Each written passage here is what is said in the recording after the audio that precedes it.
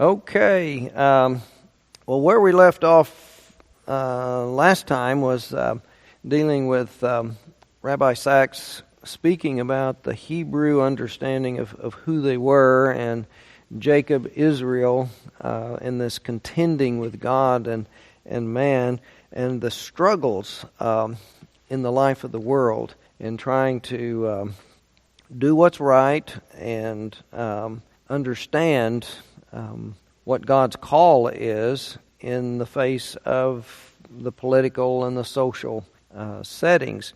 And so Jacob had to learn a lot of things, and he was always in the midst of struggles, and a lot of our lives are as well. But anyway, to pick up, there were powerful forces in our world, and still are, like racism and sometimes nationalism and tribalism. They can turn evil and turn destructive and turn into some mob violence and become a force that takes control of the situation, like mass hysteria, where all of a sudden there's a panic and people are running, and then individuals get trampled. We've read about that in some other countries. Something spooks the crowd, and they get frightened, and they start trying to get someplace, and people fall down and they're trampled in that process of the panic. But we do not need a devil or a Satan to explain those things. We've got human ignorance and human fear, fear of the unknown or fear of something. We have long-standing bitternesses from old injustices and hurts, rivalries and so forth, that we get increasing violence from retribution, to get even, and it just escalates instead of there being forgiveness and reconciliation. And it's a failure to realize that hate hurts and often destroys the hater more than the one hated. Now, of course, if the hater kills those they hate, then that's not good. But to carry this bitterness, it warps a person and can lead to that kind of violence. In our Christian tradition, we've held on, unfortunately, to a lot of this Gnostic thought and ideology that has this dualism that has to really create, in a sense, an alternative God, an evil God that's the answer to all the evil things that happen and the evil forces in the world. A part of it is, if God is good, God is all loving and knowing and so forth, then why does suffering and evil exist? And one answer is, well, it's not God, it's the devil. And so that's the Gnostic influence on Christianity and Judaism. As I explained last time, when Christianity was emerging, Christians and Jews were really struggling against this Gnostic belief more than they were struggling against each other, because it was so wrong a view of the world. But anyway, in this dualism and mindset, the physical is seen as corrupt and evil. The present world is sinful and corrupt, and it's unsavable. It has to be destroyed, and all that's in it. I think when we dealt with the Great Flood, I had commented that one of the big lessons in that is that if God is going to destroy evil, then God has to destroy all the people. That's one of the lessons from the flood story. And then afterwards, Noah gets drunk, his sons see him naked, and then God says, well, that didn't work. And so then we get the starting over, and then the idea that God is going to choose particular people to guide and lead and let them be a light to the nations, an example of what God intends for the world and society with justice and care for one another and so forth. So then we get the story of Abram and Sarai, and then on to Jesus as God working through people to try to bring about God's intent. But anyway, this Gnostic dualism loses sight of the understanding of Genesis at the creation, when God creates everything and calls it good. And when it becomes ungood and corrupted, it's human sin that starts to corrupt it. And in that story, it's the talking snake is really not Satan. It's just a talking snake. And it only questions things, and actually the snake is right. If you eat the apple or the forbidden fruit, God will not kill you. He was right. God did not kill Adam and Eve. So anyway, but we understand that God is working through people, with people, trying to use this imperfect and immature and growing, in our understanding, Christianity, and we could also say the Muslims and Jews, God's people of the book, in order to bring lives and communities and states and legal systems into alignment with God's will. Now those, and we would call ourselves here at Boston Avenue more progressive, or more what some would call liberal, if you will. Christian perspective is that it's like Sachs, the Hebrew scholar that I was reading, in the Jewish faith, that we look to establish God's justice and truth and righteousness and compassion, stewardship of the earth in this life and in this world. It's the idea of establishing the kingdom of God, or God's rule on earth as it is in heaven, like our Lord's Prayer expresses. And Jesus taught us that. So that comes from Jesus. We look to, and then give us our daily bread in the prayer.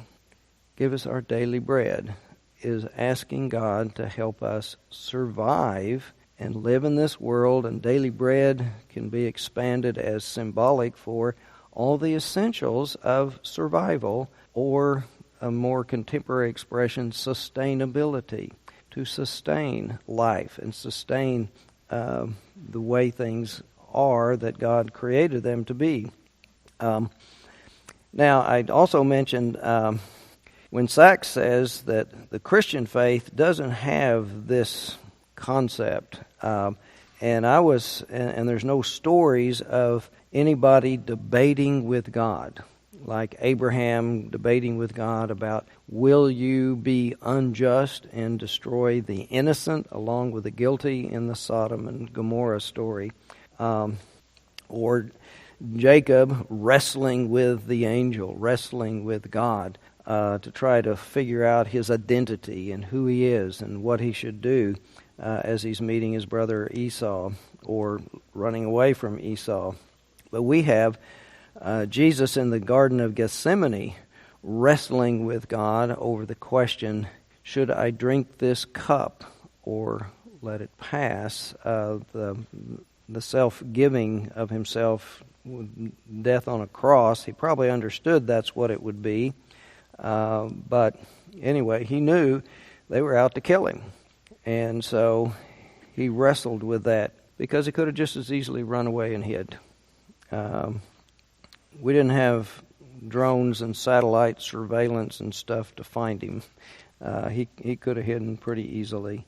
And also after the baptism in the wilderness for 40 days, it does say wrestling with Satan, but again, Satan there is not the evil Satan, but that tempter. And we can, use that as a symbol, an outward physical symbol for what is really going on inside of ourselves. We really look at the story.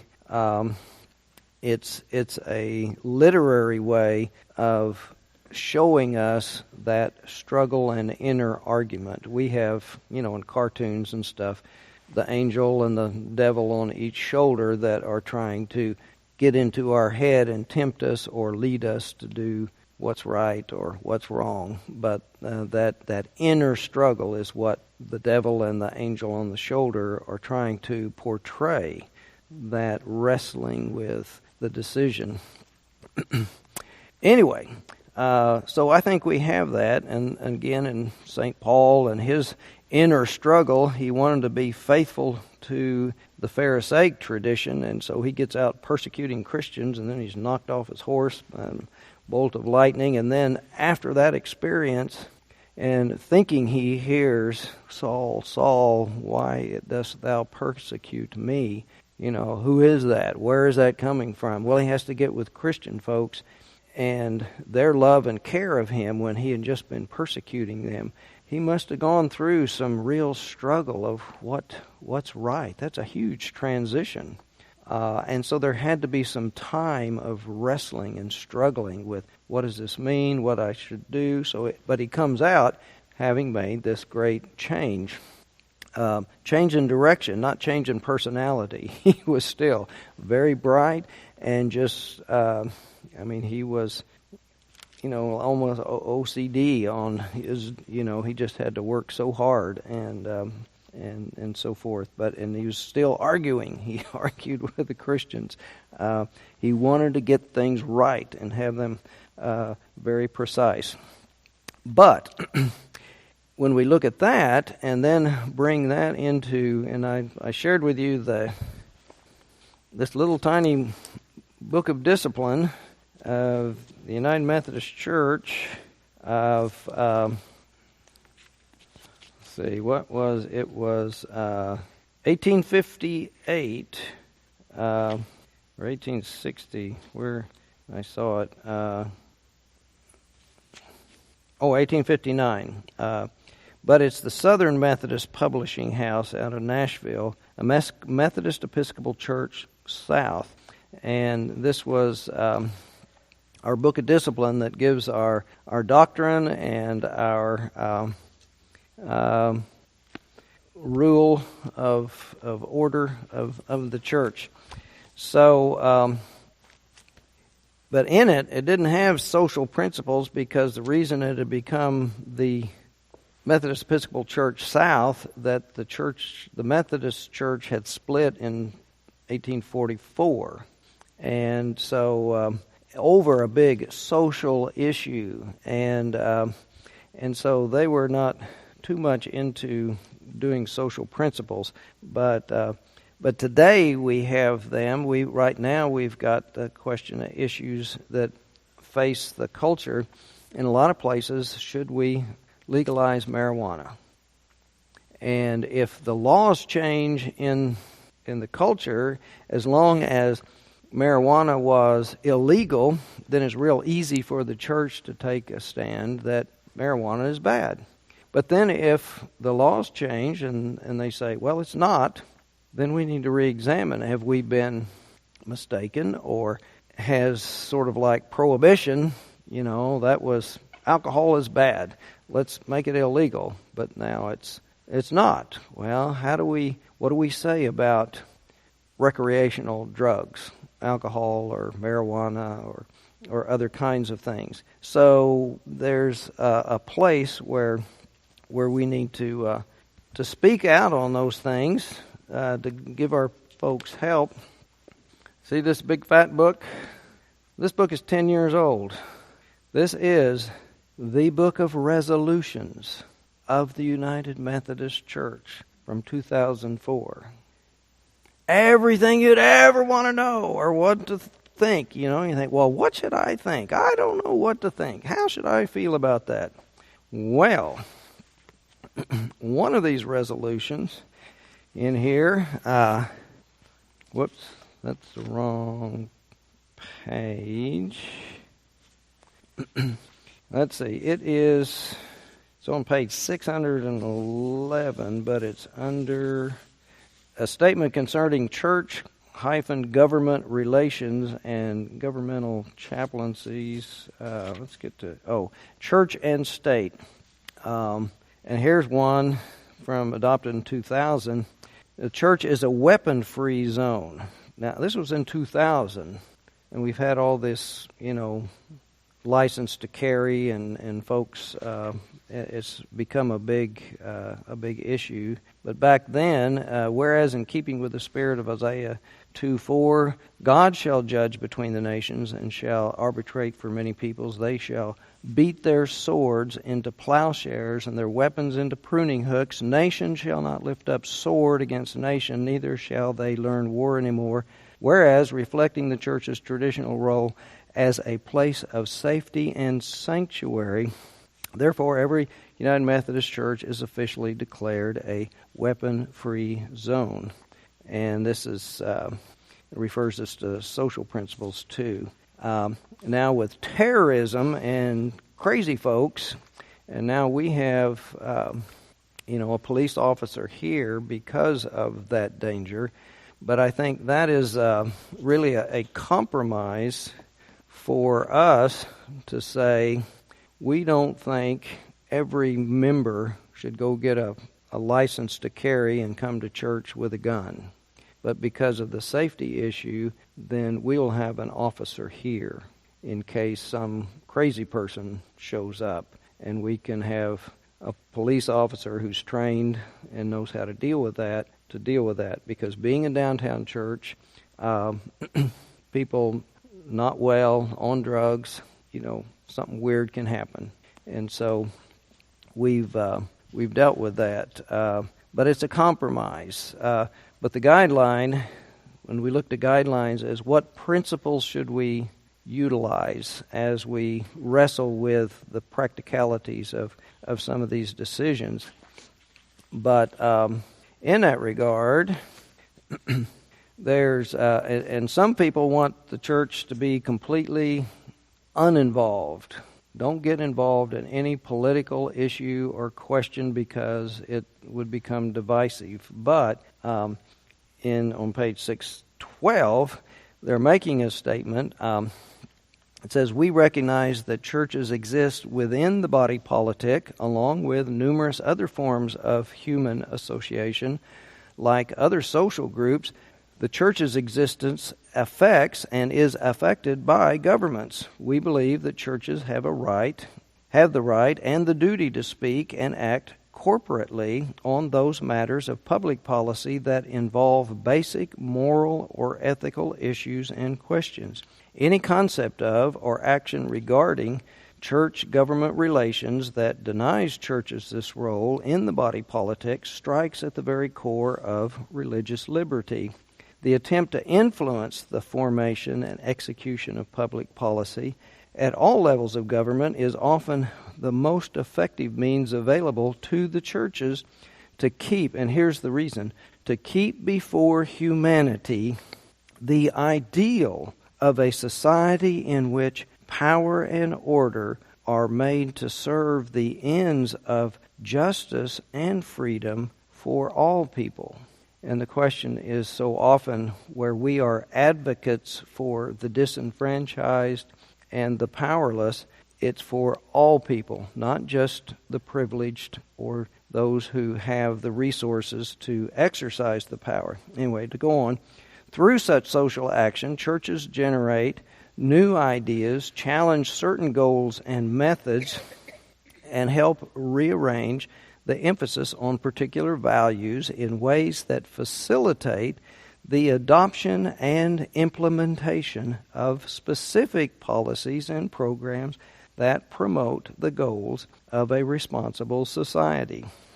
Well, it goes on, and the reason for all of this was, as it gets over, that's on that page, and this continues on 613, 614, 15. But the Congress was trying to have laws saying that the church should fall under the lobbying rules, and that we should have to report everything we do in our private work as a church. And it was, if any organization has more than $3,000 or more dollars that is given to it, and if it uses any part of that in any lobbying or influence of social policy, then they have to go through the reporting of all of the big-time corporate and other groups lobbying, which would mean, if you took it, $3,000, every local church, every district, every annual conference would have to follow those rules and make notes and records to submit to Congress or whoever's supervising this, every little thing we do as a church, because some of our social principles, there are various issues that come up from time to time having to do with the laws and policies. I remember I just happened to see a little show on educational TV, a little documentary, but about Wounded Knee in the Lakota, and I remember it was a hot issue when Russell Means and the other guy went in and they took over, and a lot of people were really mad that our board of one of our general church board was there, and they thought the church ought to stay out of that. And what they didn't understand was, in this story about this man who was a little child, he was taken from his mother, put into one of these Indian schools, and they literally tried to beat their Native American heritage out of them. I mean, it was so sad. And I had one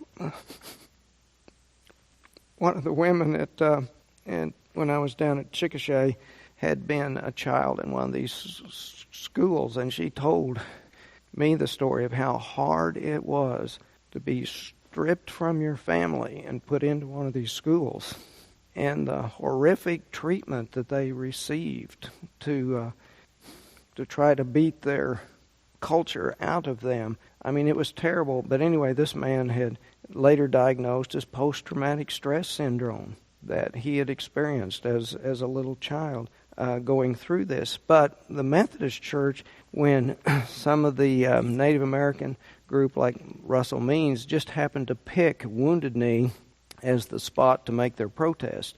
So they were kind of outsiders of that community who came in and made their stand there, and their point was just they were Lakotas, but the community that lived there was caught in the middle of it. And our United Methodist Church was there to try to mediate between the government and Russell Means and his folks and the local community so that these people could get food and medicine because it was under siege. And so a lot of people were yelling and screaming about the church ought not get involved in politics and those kind of things. But where our church was there was a humanitarian cause to try to facilitate the care of that community that was caught up in this conflict. And I don't know that we really took any big sides at that point. Our concern was to help the people who were desperately in need. But also, we did play some role as trying to keep it from turning into a bloodbath, to keep people talking to each other to resolve the justice issues. Well, some of them were. Right. Yeah. But even at that, he talked about going from one to another, and the rigid. I mean, the false idea was that we had to strip them of their whole culture, and they couldn't. We need to integrate them into the life of mainstream, but where they broke the families apart and children. Anyway, the churches in his story, he talked about the very rigid. And I've heard that, not to bash the Catholic Church, but I had friends that went to Catholic school, and they talked about how mean the nuns were. They took that hard maple pointer and they whacked their hands. I mean, these were white kids, and so I mean, if the really kind of out of touch with socialization and psychology and learning skills and so forth. But anyway, so our church was involved to. Oh yeah, right. Yeah, yeah. And we've come a long way learning that, that's, when authorities use corporal punishment, so often what they teach the child is, if you're big enough and you want your way, this is the way you do it. You hit people. You hit them and you make them do what you want them to do. And so, that's not the lesson we want to teach. And I know in preschool there's a phrase when kids get into tussles with each other, it's use your words. Don't hit and push and grab, and use your words. And so we try to overcome those things. But let's see.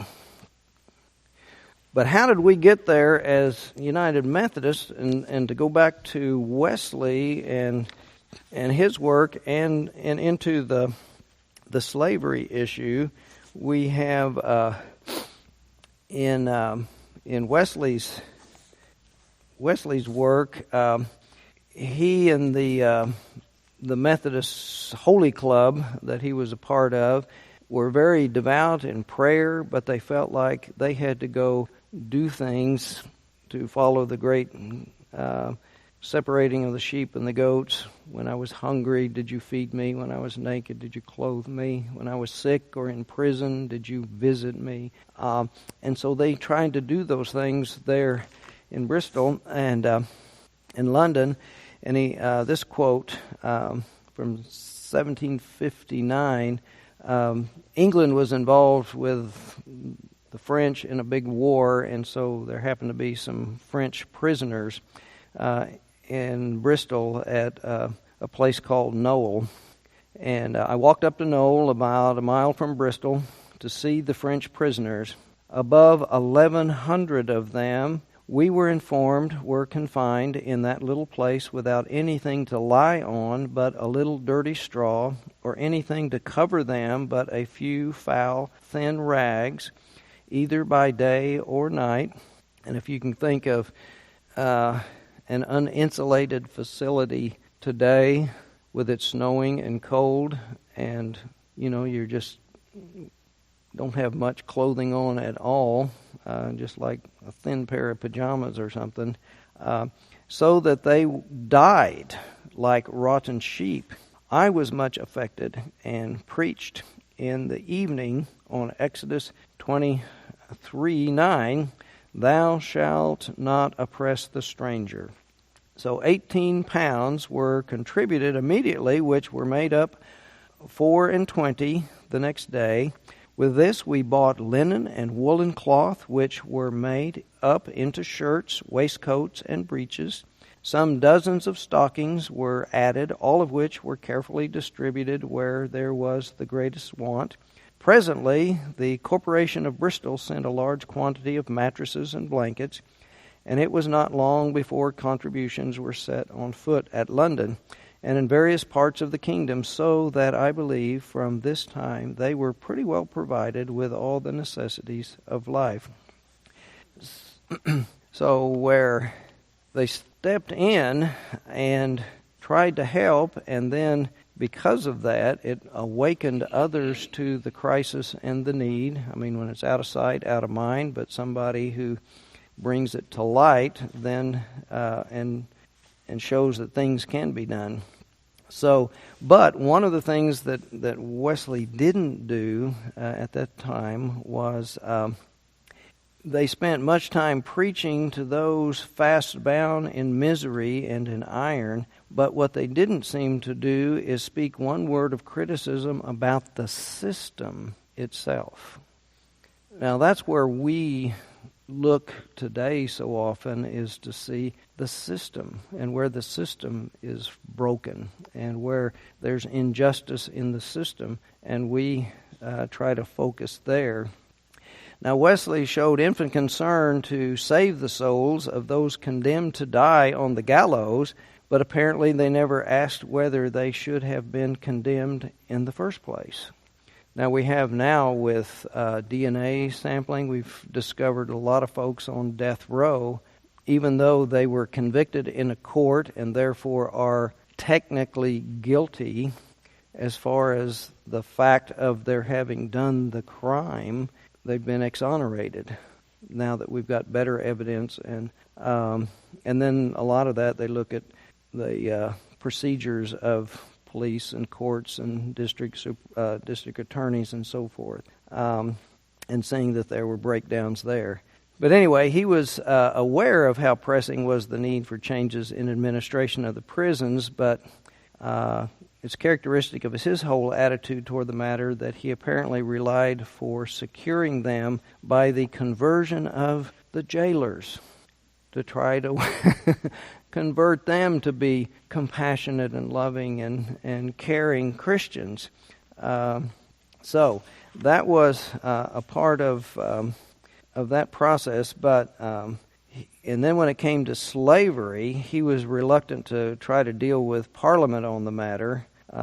In his thoughts upon slavery, he protested on the one hand that the laws permitting it did not make slavery right and just, but in making his appeal, he passed over the English nation as a whole in Parliament to address directly the captains of slaving ships, the dealers in slaves, and the slave owners themselves. His reluctance was, in this instance, based upon despair of ever moving Parliament to action.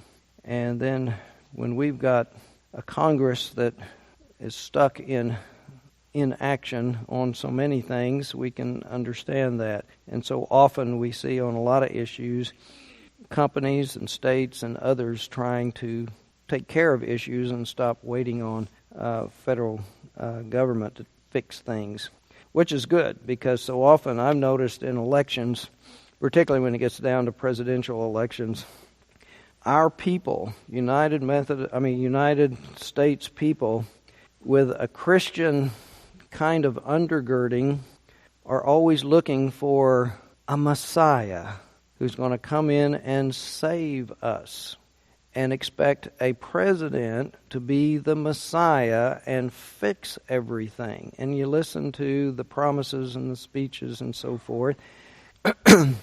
That's kind of the idea. And if we've seen in the last few years, whether the president's right or wrong, it's got to be president and Congress working together for the general good, and not so concerned about re-elections and supporting one's own interest in getting re-elected, but what is right for the nation, or what's right for this issue.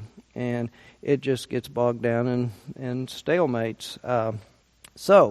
But anyway, Wesley was first an evangelist and only secondarily a reformer. Or perhaps better to say, insofar as he was a reformer, he relied mainly on evangelism and the appeal to the individual conscience as the method for effecting the change. So, now, how about where I raised the question of where the church split? It came about when some bishops had slaves, and somebody said, you wanted more information on that, and let's continue. So I went to one of my Methodist history books, and I researched it, and I found some more on that. Whoops. Let's see. On slavery, Wesley furiously attacked slavery, and it was a deep-rooted evil, not because there were many slaves in England, but because huge sums were being made by snatching Africans from their homes and shipping them to the work in the colonies across the Atlantic. Wesley depicts in lurid colors the suffering and indignity inflicted on innocent Africans to satisfy the greed of men. He denied that it was necessary in the economic operation of the colonies. So over in England, he was speaking out very strongly about slavery. And then, here was an interesting... here is one about being a pacifist and not where the faith kind of works in this process, where someone this quote, "I shall not fight, for I cannot bow my knee before the Lord to pray for a man and then get up and kill him when I have done my prayers. For I know God both hears me speak and sees me act, and I should expect the lot of the hypocrite," meaning I should be expected to be judged as a hypocrite if my actions contradict my prayers. So the struggle. We had back a long time ago when I was in St. Stephen's, we had a young couple that were, lower socioeconomic couple who were struggling financially, and the only work he could get was in some munitions plant where they're making guns and making bullets.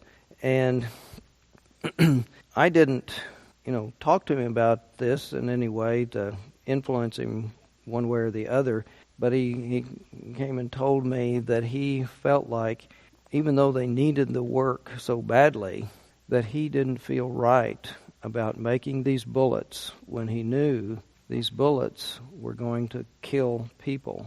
And it was, it was a faith question, a faith issue for him.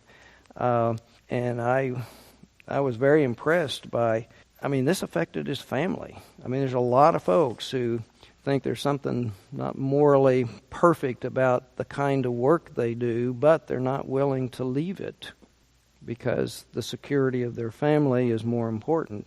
And this young man, who didn't have anything to fall back on, had made a very, very brave decision about trying to keep his faith and his actions in harmony. But we got to jump over here into the colonies to where this is coming out. Okay. Well, it mentions that some very interesting things that there were compromises at the very beginning when the United States was being formed, and the Constitution and what was on the Constitution and all the compromises that you talk about population. And even though slaves were not recognized as fully human, but they could be, 3/5 as far as counting population. Yeah, it was 3/5 of a human. But so, and then the Mason-Dixon line was established in 1820, latitude 36 degrees and 3630 north. And the Missouri Compromise was also compromised out of existence by the Kansas-Nebraska Act and the Dred Scott decision in the 80s. So the nation was struggling, and the church was struggling because we had folks who were involved in the life of the world and in the economy, and so I think I hate to. Well, I talked about the Braveheart kind of thing of. In my family tree, that we go back to England and some minor nobility, and I used to be proud about that until I saw Braveheart, and I realized that it was only the meanest and the nastiest and the most ruthless who got to be to that level of nobility and take over land and property. And then, as we've checked the family tree, there were two brothers that came to America, and it either happened as why they came to America or why they left the East Coast and went down to Louisiana.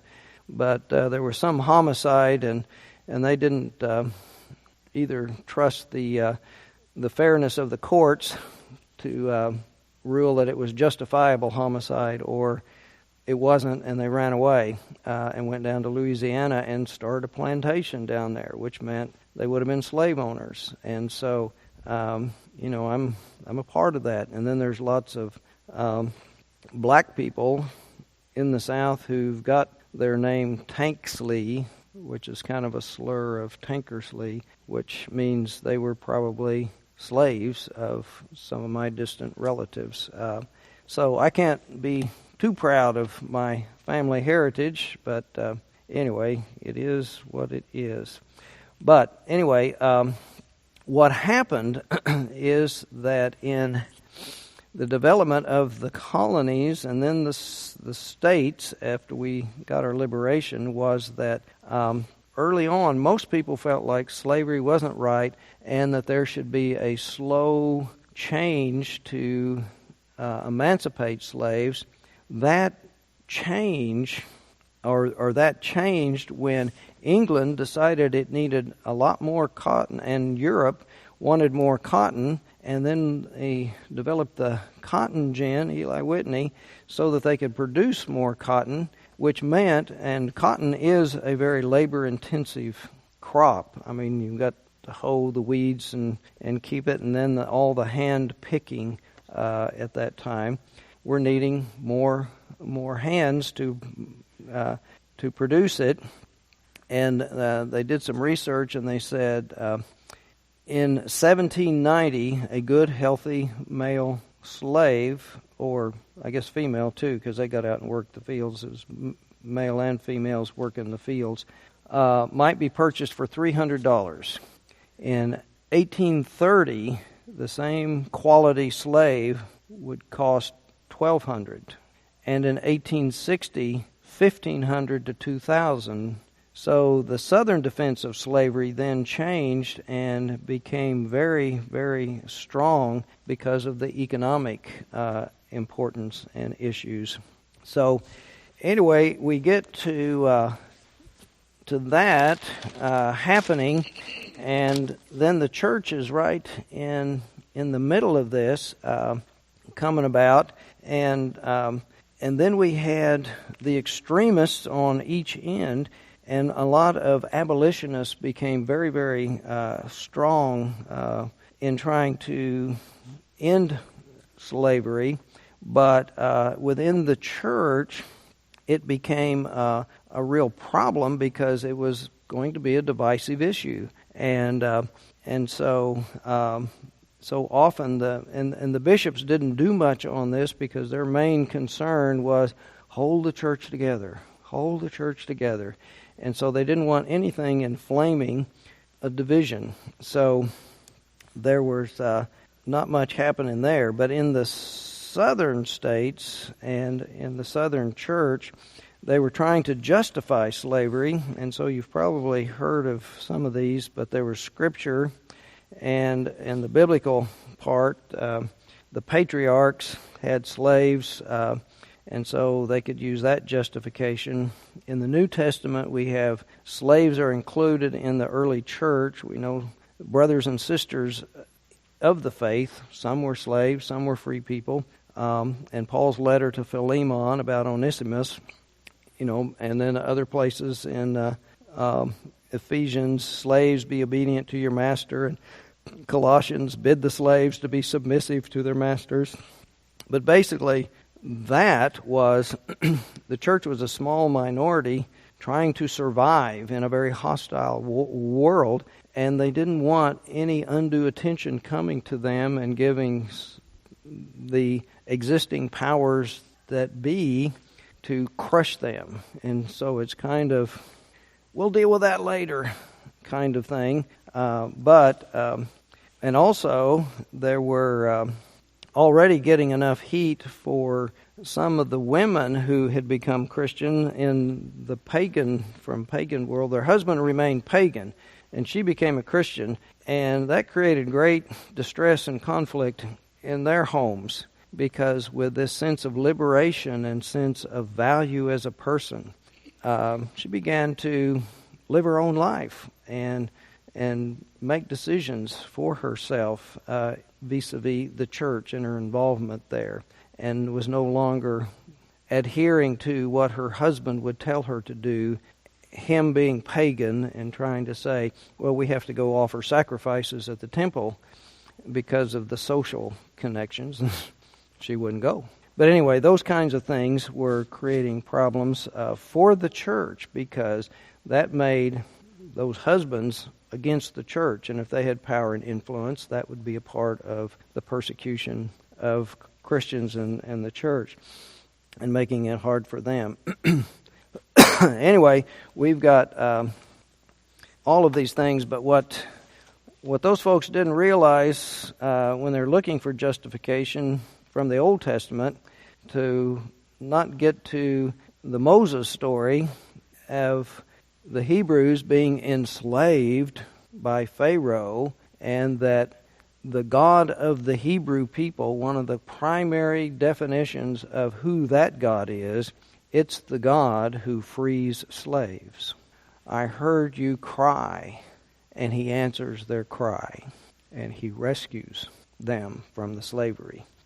But anyway, the other rationalizations was, and were very practical and real, was that the slave, as a slave, was better off than the black freed people in many cases. Because if you tried to have some skill to earn a living, support your family, and if you're in the Southern culture where folks do not want a free slave to prosper and do well, to encourage others to want freedom, so they would not take their business there. And so it would be very hard. And so a slave on the plantation would have housing and clothing and food, but a free person, if they didn't have income, they couldn't buy those things, and it would be very hard for them. And then the economy was bad, and then they made the argument there are a lot of poor whites and up north that are servants, maids, and servants and laborers who, if they don't have work, they don't get paid. And so many of their conditions were much worse than some of the slaves that plantation owners cared for well, because it was a big investment. I mean, it's like taking your car to the shop. You don't want it to break down. You spend a lot of money on it. You want to keep it running. So they would feed and clothe and take care of their slaves. But anyway, on about our bishops, the situation happened that there were. They decided that they didn't want preachers to own slaves at all, because there were different rules and laws in different states about slave owning. Someplace it was illegal in northern states to own slaves. So if you were a pastor and owned slaves and you were appointed up to there, what do? You cannot free your slaves and leave them back here, because some of the states had laws that you could not free your slaves. You could not emancipate your slaves. Or if you did, they could not stay in that state. You had to emancipate them and get them out of the state. And so there were different laws and rules among different states, and they saw traveling preachers with appointments. If they had slaves, it would be a mess. And so they said, don't any of you have slaves? Well, in some of them in the South, it wasn't really that much of a problem, because they itinerated within the South and they stayed there. But the general church, in trying to work with this, tried to deal with that. But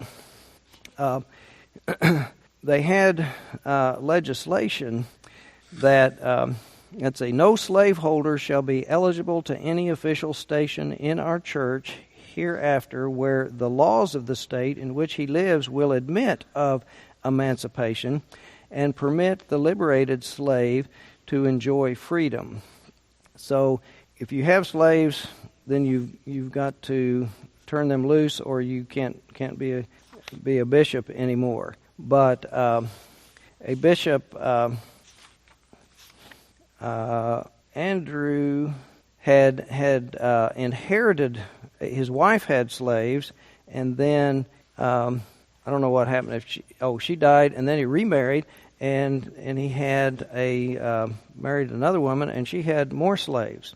And so he was a bishop, and he said, I haven't broken the rules. I have not been involved in slave trading. And a part of the conundrum there was, if I sell my slaves in order to not have slaves, then I'm involved in slave trading. And then if I'm in a place where I cannot free them because it's against the law in this state, then I can't violate the state laws. And so he was kind of trapped there, and this bishop decided to just resign, but several of the other folks felt like, no, this is a very critical point. You must stay in there and let this thing be resolved. And so many of the Southerners were looking for a hot issue to spark the feelings, and this became it. So it was a Bishop Andrew who was the critical point. And so after that general conference, it got argued, and so the Southern Church just said, we cannot deal with this anymore. It was saying the bishops manifested no disposition to give positive leadership to the anti-slavery cause from Asbury to Simpson, for they were concerned first and foremost with the effect it would have on the church's growth and unity. And so they were frightened and terrified to step forward because they realized that the unity of the church would be destroyed. Well, it happened anyway. And one of the things that was pointed out there is that when the Methodist Church split, that it created an environment for splitting that enabled many folks to go ahead and think that dividing the nation could work or be okay. And the flip side of that, if the the Methodist Church had held it together and worked it out and kept its unity, then maybe the nation wouldn't have gone through the most bloody war. If only we could have held it together and resolved the issue and worked on the higher principles. So, the point of which, in every age, we've all got these kinds of issues that can split us and divide us.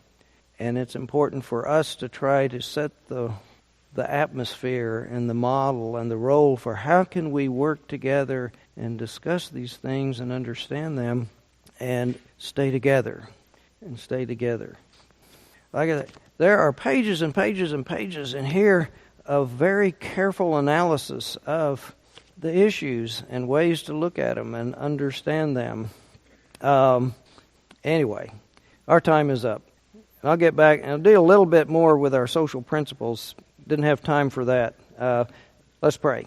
Dear God, you are the one who wants all your people to be living in harmony with one another, but we sometimes have to argue with one another in order to get to the truth and to make one another listen to each other and the perspectives that we bring to the table, and help us grow and learn and become more enlightened, but most of all enlightened by your truth and your love for all of us, even when we disagree.